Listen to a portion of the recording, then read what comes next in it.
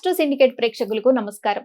October నెలలో ఏ రాశుల వారికి ఏ విధంగా ఉండబోతోంది, అలాగే ఏ పరిహారాలు పాటించాలి అని ఈ మాస ఫలితాల గురించి తెలియజేయడానికి ఈ రోజు మనతో పాటు ఉన్నారు ప్రముఖ ఆధ్యాత్మికవేత్త, ప్రముఖ జ్యోతిష్యులు చెబియం కిరణ్ శర్మ గారు. మరి వారిని అడిగి మరిన్ని విషయాలు తెలుసుకుందాం. నమస్కారం గురుగారు. శుభమస్తమ. నమస్కారం గురుగారు, మీనరాశి వారికి ఈ అక్టోబర్ నెల ఏ విధంగా ఉండబోతోంది, అలాగే ఎటువంటి శుభయోగాలు జరుగుతాయి, అలాగే ఇబ్బందులు కలిగితే ఎటువంటి పరిహారాలు పాటించాలో మాకు తెలియజేయండి. ఓం శ్రీ గురుభ్యో నమః. హరి ఓం. శరణాగత దీనార్త పరిత్రాణ పరాయణే సర్వస్యార్తి హరే దేవి నారాయణి నమోస్తుతే. సర్వస్వరూపే సర్వేశే సర్వశక్తి సమన్వితే భయేభ్యస్త్రాహి నో దేవి దుర్గే దేవి నమోస్తుతే. అందరికీ నమస్కారం. 2024 అక్టోబర్ మాసంలోకి వచ్చేసాం. ఇంక 2 నెలలు అయిపోతే మనకి 2024 సంవత్సరం కూడా పూర్తి అయిపోయి ఇంగ్లీష్ క్యాలెండర్ 2025లోకి వెళ్ళిపోతున్నాం. అంటే సమయం ఎంత వేగంగా పరిగెడుతుందో ఆలోచించండి. మీరు అనుకున్నటువంటి ప్రతి పని కూడా వాయిదా వేసుకోవడం వల్ల సమయం ఆగకుండా ముందుకెళ్ళిపోతుంది. మనం అక్కడనే ఉండిపోయేటువంటి అవకాశం కనపడుతోంది. కాబట్టి ఇది అవకాశం అనుకుంటారా, యమపాశం అనుకుంటారా, ఆలోచించే ప్రయత్నాన్ని చేయండి. అలాగే మనం ప్రతి మాసంలో చెప్పుకునే ఒక మంచి మాట, నేను ఈ మధ్య సోషల్ మీడియాలో ఒక వీడియో చూశాను. నేను ఒక చిన్న పాప అమ్మ నాన్న దగ్గరికి వచ్చేసి సామెత అడుగుతుంది నాన్నగారితో, నాన్న ఆవు వంటల పొలా మేస్తున్నప్పుడు వాటి యొక్క పిల్లలు దూడలు ఎక్కడ మేస్తాయి అని అడిగితే, అవి కూడా తల్లి ఎక్కడ మేస్తే అది కూడా ఎక్కువ మేస్తుంది, ఎద్దులు ఎక్కడ మేస్తే అవి కూడా అక్కడ మేస్తాయి, పిల్లలు అక్కడ మేస్తాయి అంటారు. అంటే పంట పొలాలు నాశనం చేస్తాయంటారు. ఎందుకు అడిగావమ్మా ఈ మాట అని అడిగితే, మరి తల్లి ఒకవైపు తండ్రి ఒకవైపు మొబైల్ ఫోన్ పట్టుకొని ఉంటే మరి పిల్లలు మేమేం చేయాలి, మేము కూడా మొబైల్ పట్టుకొని తిరుగుతున్నాం కదా అని చెప్తున్నా పాప. ఎవరైనా క్రియేట్ చేసినా లేకపోతే అమ్మాయి స్వతహాగా మాట్లాడినా దానికి అర్థం ఉంది. ఆవు వచ్చేసి పొలం మేస్తే బిడ్డలు వచ్చేసి గట్టున మేవు కదా, అవి కూడా పొలం మీద పడుతుంటాయి. కాబట్టి ఆ తల్లిదండ్రులు మొబైల్ ఫోన్ చూసుకుంటూ ఎవరి రూమ్లో వాళ్ళు ఉంటే పిల్లలు కూడా వాళ్ళ రూమ్లో వాళ్ళు ఉన్నారు, వాళ్ళు మొబైల్స్ వాళ్ళు చూసుకుంటున్నారు. కాబట్టి ఇక్కడ మనం ఆలోచించాల్సింది, మనము మన పిల్లలతో ఎంతసేపు సమయాన్ని కేటాయిస్తున్నాం. సంవత్సరాలు మారిపోతున్నాయి. పిల్లల చదువుల కోసం విదేశాలకి, విద్య అయిన తర్వాత ఉద్యోగాల కోసం, పెళ్ళైన తర్వాత ఆడపిల్ల అత్తవారింటికి వెళ్ళడం, వాళ్ళతో అనుబంధం ఏది, పనోళ్లతో పెంచడం, పనోళ్లతోనే ఎక్కువగా ఉంచడం. వాళ్ళు పనోళ్ళకి ఆత్మీయత పొందుకుంటున్నారు, పనోళ్ళ యొక్క తత్వాన్ని నేర్చుకుంటున్నారు. వాళ్ళు ఆలోచించండి. కాబట్టి మనందరం కూడా ఎక్కువ శాతం పిల్లలతో సమయాన్ని గడిపే ప్రయత్నం. 17 ఏళ్ళ అమ్మాయిని కానీ 18 ఏళ్ళ అమ్మాయినా సరే తల్లిదండ్రులు ఆ పిల్లలతో సమయాన్ని గడిపేయడం, అబ్బాయిలతో సమయాన్ని ఎక్కువ గడపడం, వాళ్ళ యొక్క ఆనందాన్ని మనం కూడా పంచుకోవాలి. పిల్లలు కళాశాలలో ఏం చేస్తున్నారు, ఏం చేస్తున్నారు, ఎటువంటివి చూస్తున్నారు, సరదాగా బయటికి ఎప్పుడు వెళ్దాం, కుటుంబ సభ్యులతో మమేకమవుదాం. ఎప్పుడు చూడు కూపస్థ మండుకల్లాగా ఇంట్లో ఉండకుండా సరదాగా బయటికి వెళ్ళేటువంటి ప్రయత్నాన్ని చేయడం. అలా చెప్పి సినిమాలకు షికారు కాదండి, పుణ్యక్షేత్రాలకు లేదా ఒక ఊటీకో, కొడైకెనాల్కు, లేదా మనాలి, కాశ్మీర్కి అలా మనము ఆధ్యాత్మిక ప్రయాణం చేయొచ్చు, ప్రకృతి సౌందర్య ప్రయాణం కూడా చేయవచ్చు. మీ దగ్గర డబ్బులు ఉంటాయి, అందరు వెళ్తారా? డబ్బులున్నంత వరకు వెళ్ళు. భాగ్యనగరం దగ్గర ఉంటే యాదాద్రికి వెళ్ళండి, విజయవాడలో ఉంటే మంగళగిరికి వెళ్ళండి, లేదా పక్కన ఉన్నటువంటి అమరావతికి వెళ్ళండి. అందరు కలిసాక దేవాలయానికి వెళ్ళే ప్రయత్నం చేయండి. దగ్గర ఉన్నటువంటి ఏలూరుకి వెళ్ళండి. అంటే ఏదైనా సరే గోదావరి ఒడ్డుకు వెళ్ళి అందరు కలిసి సరదాగా ఫోటోలు దిగండి. అంటే కుటుంబ సభ్యులందరూ కలిసి జీవనాన్ని గడపడం లేదు. కాబట్టి ఆ చిన్నారి చెప్పినటువంటి మాటలు విని నేను మీ అందరికీ చెప్పాలని ప్రయత్నం చేశాను. కాబట్టి మన పిల్లల్ని మనం తప్పుగా మనం అనక్కర్లేదు. మీరు ఎప్పుడు చూడు మొబైల్ వాడతారని. మనం ఇంట్లో ఉన్నప్పుడు పెళ్ళాం ఒక దగ్గర, మొగుడు ఒక దగ్గర, పిల్లలు ఒక దగ్గర ఉన్నప్పుడు వాళ్ళ మొబైల్ వాళ్ళు, వాళ్ళ వ్యాలెట్స్, వాళ్ళ ల్యాప్టాప్లు వాళ్ళు తలములు కలుగుతున్నారు. కాబట్టి ఉమ్మడి కుటుంబంలోంచి వెళ్ళిపోతున్నాం, ఉన్న కుటుంబంలోంచి కూడా బయటకు వెళ్ళిపోతున్నాం. కాబట్టి అందరం కూడా పిల్లలు ఉన్నప్పుడు తప్పకుండా కాసేపు ఎక్కువగా వాళ్ళతో సరదాగా కాలం గడిపే ప్రయత్నం చేయండి. అందరు కలిసి పుస్తకం చదవండి, తద్వారా అనుకూలంగా ఉంటుంది. అలాగే మన పిల్లల్ని వ్యసన పౌరులు అవ్వకుండా చూడండి. వ్యసనం వల్ల ఈ యొక్క డ్రగ్స్ తీసుకోవడం, మద్యపానం, ధూమపానం వల్ల వాళ్ళు అడిక్షన్ అనేది ఎక్కువ పెరిగిపోతుంది. దానివల్ల ఏంటంటే ప్రజాకంటకులుగా మారే అవకాశం. నేను దార్కారిని, నేను గట్టిగా మాడితే ఏదైనా అవుతుంది, ఇతర మతాలను తెచ్చుకున్నటువంటి ఆ తత్వం మంచిది కాదు. కాబట్టి మనందరం కూడా సౌశల్యమైనటువంటి తత్వంతో ఉండి పిల్లల్ని కూడా ఉత్తమ పౌరులుగా తీర్చడానికి ముఖ్యంగా తల్లిదండ్రులే ముఖ్య కారణం అవుతారు. కనుక మనం పిల్లలతో మమేకమయ్యే ప్రయత్నం చేద్దాం. అలాగే ముఖ్యమైనది, మన సనాతన ధర్మానికి కీడు కలిగించేటువంటి ఏ వ్యక్తిని కూడా ఉపేక్షించవలసిన అవసరం లేదు. మన ధర్మంలో ఉన్నటువంటి మన పిల్లల్ని తప్పుడు మార్గంలో తీసుకెళ్ళి అనవసరంగా వివాహాలు చేసుకొని ఒకళ్ళతో కాకుండా 10 మందితో కాపురం చేయించి మన పిల్లలతో సంతానం కంటే మూర్ఖపు కొన్ని మతాలు ఉన్నాయి. వాటికి మనం ఖచ్చితంగా దూరంగా ఉండాలి. మన పిల్లల్ని మనమే కాపాడుకునే ప్రయత్నం చేస్తూ సనాతన ధర్మం వైపు ఎవరైనా వేలెత్తి చూపించిన ప్రతి ఒక్కళ్ళకు కూడా తగినటువంటి బుద్ధి సమాధానం చెప్పే ప్రయత్నం చేయాలి. కాబట్టి వనితలు, అమ్మాయిలు కూడా ధీర వనితల్లాగా ఉండాలి, అబ్బాయిలు ఛత్రపతి శివాజీ లాగా ఉండాలి. ఆ తత్వాన్ని పెంచుకొని మన సనాతన ధర్మాన్ని ఉన్నత స్థాయి పొందేట్టుగా చూసే ప్రయత్నం చేయాలి. అంత మీ అవసరం లేదు. మనందరం కూడా భరతమాతని గౌరవిద్దాం, సనాతన ధర్మాన్ని పాటిద్దామన్న విషయాన్ని తెలియజేసుకుంటూ, జ్యోతిష ఫలితాలు అందరికీ కావాల్సిందే, దానికి కులమతాలు ఏం లేవు. అలా అని చెప్పేసి నా స్వధర్మాన్ని నాశనం చేసే వ్యక్తుల్ని నేను ఎట్టి పరిస్థితుల్లో ఉపేక్షించే ప్రయత్నం చేయను. ధైర్యంగా నాకున్నంత వరకు నేను తగిన బుద్ధి చెప్పే ప్రయత్నం, అవసరమైతే ఆయుధం కూడా చేతపడడానికి నేను సిద్ధంగా ఉంటాను. అందులో తప్పేం లేదన్న విషయాన్ని గుర్తించండి. నా మానానికి, నా గౌరవానికి భంగం కలిగినప్పుడు, నా ప్రాణానికి భంగం కలిగినప్పుడు తప్పకుండా నేను ఆయుధం చేతపట్టవచ్చు.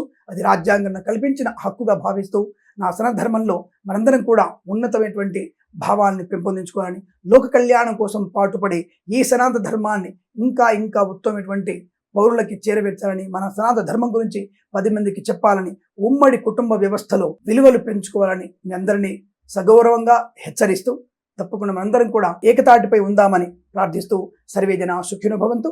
ఇక మనం మాస ఫలాల్లోకి వెళ్ళే ప్రయత్నం చేద్దాం.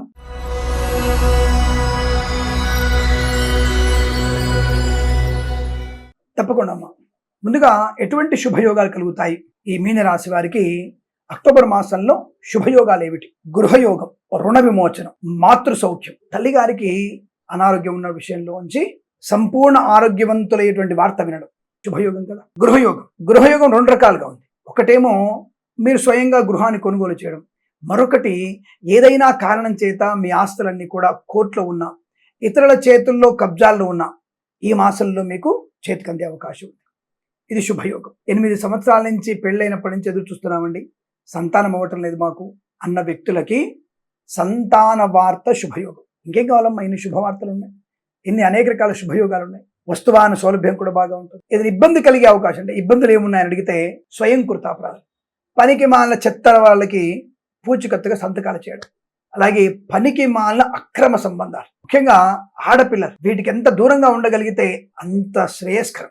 అనవసరపు వ్యక్తులతో పరిహాస మాటలు, జుగుప్సాకరమైనటువంటి ఫోటోలు షేర్ చేసుకోవడం అవమానాన్ని కలిగిస్తుంది. అంటే ఆడపిల్ల ఉన్నావు కాబట్టి కొద్దిగా నేను ఇంకొద్ది ఇబ్బందికరంగా చెప్పగానే చెప్పలేకపోతున్నాను అంతే. అంటే అనవసరమైనటువంటి రిలేషన్షిప్, ఇది ఒక రకంగా ఆ మాట ఉపయోగించి కానీ మన స్థాయి దాటిపోతున్నారు వాళ్ళు. దాటిపోయి అలాంటి నికృష్టపు పనులలో ఆడపిల్లలు ఉంటున్నారు, అది నెగిటివ్. మరి ఏ వారంలో అనుకూలంగా ఉంది గురుగారు అని అడిగినట్టయితే 1-4 వారాలు ఆంటీ కాదు యాంటీ. 1-4 వారాలు, 2-3 వారాలు అదృష్టం. సాక్షాత్తుగా కుబేరుడు మీ ఇంట్లో కొలువు ఉండగలిగేటువంటి అవకాశం, అలాంటి అదృష్ట యోగం కూడా ఉంది.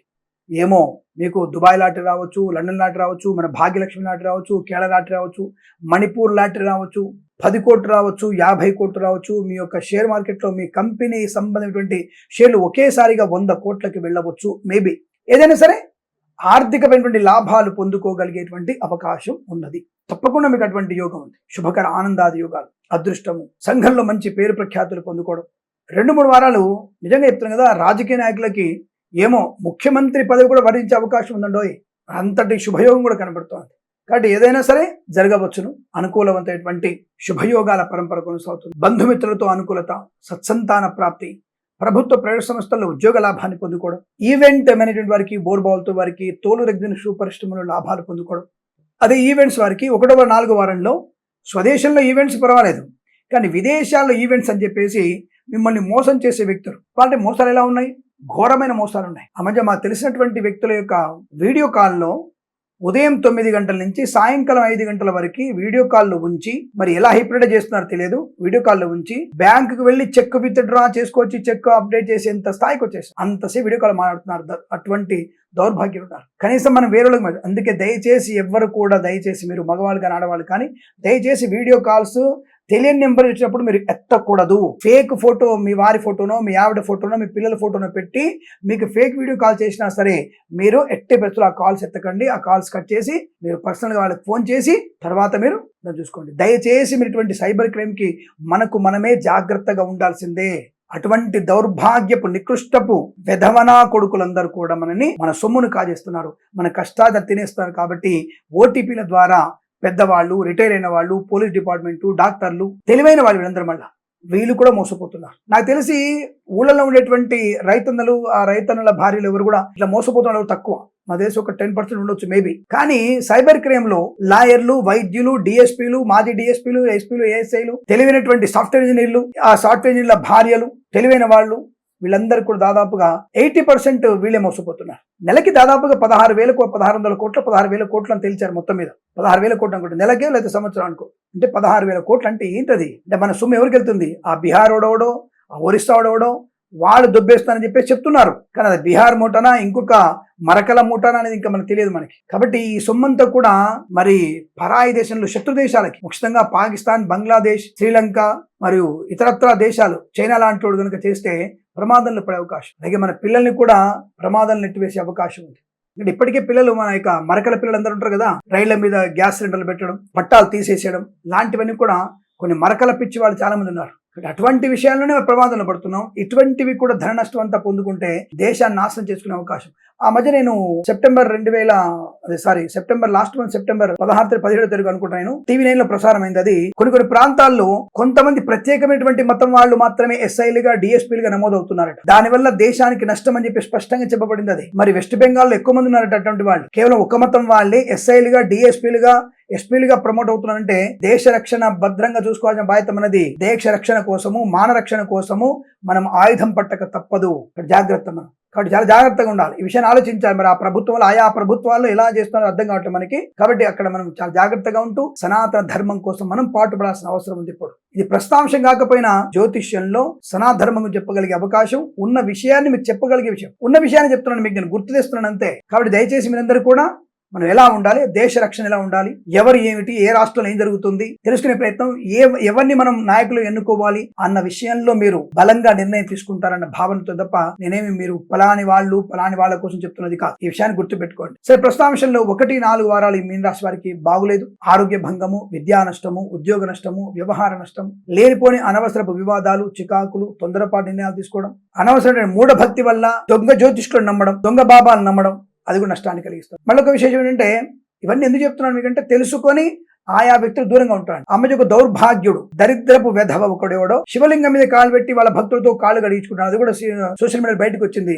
సెప్టెంబర్ 17 అనుకుంటా వచ్చింది. అది గణేష్ నిమజ్జనం రోజు అది బయటకు వచ్చింది. ఆ వెధవని కాళ్ళని పైకి కట్టేసి కింద మంట పెట్టాలి వాడిని. వాడేం స్వామిజీ అయితే ఎవడైతే నువ్వేంట్రా, నువ్వు భగవంతుని కింద నువ్వు అనామకుడివి, భగవంతుని అనామకుడివే. పీఠాధిపతులు లాంటి వాళ్లే కూర్చొని స్వామివారి సేవ చేస్తారు. నువ్వెంత, నీ బతుకెంత, నువ్వు వచ్చి శివలింగం మీద కాలు పెట్టి కాళ్ళు గడిచుకుంటావా? అంటే ఇదంతా కూడా ఇతరుల చేసేటువంటి ఎకశకల వల్ల ప్రమాదాన్ని కొని తెచ్చుకుంటున్నాం. మనల్ని చూసి సభ్య సమాజం నవ్వడానికి, మన మతం గురించి తప్పుగా మాట్లాడడానికి అవకాశం మనమే ఇస్తున్నాం. అలాంటి వాళ్ళు మనల్ని ప్రేరేపిస్తున్నారు. తస్మా జాగ్రత్త. వాడు ఎక్కడ కనబడినా సరే తప్పకుండా నాతో మాత్రం దేహశుద్ధి గ్యారెంటీ ఉంటుంది, వాడికి సందేహమే లేదు. ఇది అటువంటి దౌర్భాగ్యులకి మీరు వత్తాసు పలకండి, నాశనమే. వాడు నికృష్టపు కుష్ఠ వ్యాధితో, భయంకరమైన వ్యాధితో వాడు నాశనం కాక తప్పదు. ఆ విషయం దృష్టిలో పెట్టుకోండి. ఏదైనా అటువంటి వాళ్ళని మీరు ప్రోత్సహించకండి. అటువంటి వాళ్ళ దొంగ బాబాలు, దొంగ జ్యోతిష్కులు, దొంగ వైద్యులు ప్రమాదంలో పెట్టేస్తారు. జాగ్రత్త. అలాగే 2-3 వారాల్లో మీకు ధనధాన్య వృద్ధి, share market, speculation, communities, crypto currency, bit coins లో లాభాలు కలిగే అవకాశం, వివాహ సంబంధమైన యోగ్యత పెంచుకునే అవకాశం, మంచి భార్యాభర్తల మధ్య మైత్రి ఉండడం, వివాహ యోగం, సంతాన యోగం, మాతాపితృల సౌఖ్యం, గొప్పవారితో పరిచయం, boutiques, beauty parlour, bamboo depot, బాణసంచి కర్మాగారం, టైర్ల వ్యాపారం, ముద్రణాలయము, గ్యాస్ వ్యాపారంలో లాభాలు పొందుకునే అవకాశం, కన్స్ట్రక్షన్, రియల్ ఎస్టేట్, మద్యపాన, హోటల్ వ్యాపారంలో కూడా 2-3 వారాల్లో లాభాలు పొందుకుంటారు. 1-4 వారాల్లో జాగ్రత్తగా ఉండండి. ఎవరికి హామీ పత్రాల మీద సంతకాలు పెట్టకండి. 1-4 వారాల్లో షేర్ మార్కెట్ లో కూడా వెళ్ళకండి. లాటరీ జూదానికి దూరంగా ఉండే ప్రయత్నం చేయండి. సోదరుల మధ్య అల్పమైనటువంటి వివాదాలకి ఆ 1-4 వారాల్లో తెరదించండి. అసలు గొడవలు పెట్టుకోకండి, సైలెంట్ గా ఉండండి. ప్రభుత్వ ఉద్యోగస్తులు జాగ్రత్తగా ఉండండి. ప్రైవేట్ సెక్టార్లో కూడా తొందరపాటుతనంతో మీరు 1-4 వారాల్లో రిజైన్ చేయకండి. 2-3 వారాల్లో చేతి అడగండి. ఇప్పుడు ఉద్యోగ ప్రతిష్టంభన ఏర్పడుతుంది అందరికీ కూడా. అంతర్జాతీయ విశేషాలు తెలుసుకున్నప్పుడు అమెరికా ఎన్నికలు, రష్యా యుద్ధం, ఇరాక్ యుద్ధం, ఉక్రెయిన్ యుద్ధం, ఇజ్రాయెల్ యుద్ధం, మనకు దరిద్రం, చుట్టూటువంటి దేశాల వాళ్ళు మన దరిద్రం, అనేకమైనటువంటి వ్యక్తులు మన దేశం మీదకి రావడం, లేని తప్పుడు ఆధార్ కార్డు సృష్టించడం, 50 రూపాయలు లంచం తీసుకుని మనకు ఆధార్ కార్డు ఇవ్వడం, వాడు మన మీద వచ్చేసి పిస్టల్ పెట్టి మనల్ని పేల్చే స్థాయికి వచ్చేసాడు. కాబట్టి జాగ్రత్తగా ఉండండి. అంటే 2-3 వారాలు మాత్రమే జాగ్రత్త ఉపయోగించుకుంటూ బాధ్యతగా ఉంటూ వివాహ సంబంధ చర్చల్లో సఫలత పొందుకుంటూ వేద పండితులు, పురోహితులు, బ్రాహ్మణత్వం, కులవృత్తుల వారికి, జ్యోతిష పండితులకి, LIC, మెడికల్, గృహ మేనేజెంట్లకి, వైద్యులకి, వైద్య బృందాల వారికి, న్యాయవాదులకి లాభకరంగా ఉంటుంది. నర్సరీ తోటలు, పూజా ద్రవ్యాపారంలోను, సోషల్ మీడియా, శాటిలైట్ జర్నలిస్టుల వారికి, సీనియర్ సిటిజన్స్ కి, మహిళా మండలికి 2-3 వారాలు లాభము, శుభము, ఆనందం. సినిమా రంగ వ్యాపారంలో కూడా మీకు 2-3 వారాల్లో తప్పకుండా మీకు సినిమా వ్యాపారం బాగుంటుంది. రాజకీయ నాయకులు కలిసి వచ్చే అవకాశం ఉంటుంది.